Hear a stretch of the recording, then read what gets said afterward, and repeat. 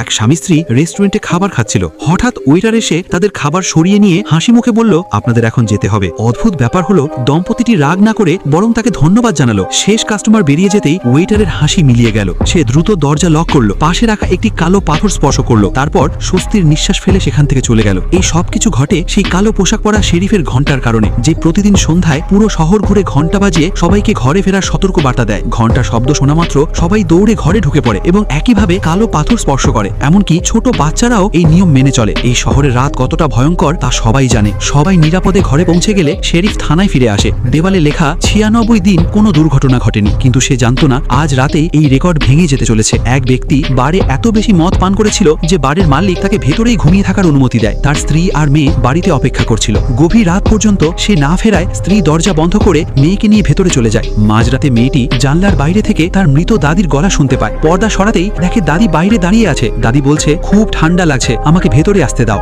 মা আটকানোর চেষ্টা করলেও ততক্ষণে অনেক দেরি হয়ে গেছে। পরদিন সকালে সেই লোকটি বাড়ির সামনে ভিড় দেখে অবাক হয়ে যায়। কিছু জিজ্ঞেস করার আগেই শেরিফ তাকে কষে থাপ্পড় মারে, কারণ সে বারবার সতর্ক করেছিল জানলা পেরেক দিয়ে বন্ধ রাখতে হবে, কিন্তু সে তা করেনি। তার ভুলের কারণে তার পরিবার শেষ হয়ে গিয়েছে। এই শহরে যখনই কেউ মারা যায় তখনই কোনো না কোনো বাইরের লোক এখানে এসে আটকে পড়ে। শেষকৃত্যের দিন একদল লোক একটি গাড়ি নিয়ে শহরে ঢোকে। শেরিফ তাদের রাস্তা দেখিয়ে বিদায় জানায়, কিন্তু তারা যতবারই ড্রাইভ করে শহর থেকে বেরোতে পারে না। গাড়িটি বারবার ঘুরে একই রাস্তায় ফিরে আসে। শেরিফ সব জানতো, কিন্তু সত্যিটা বলেনি। বারবার ঘুরতে ঘুরতে ড্রাইভার নিয়ন্ত্রণ হারিয়ে ফেলে আর গাড়িটি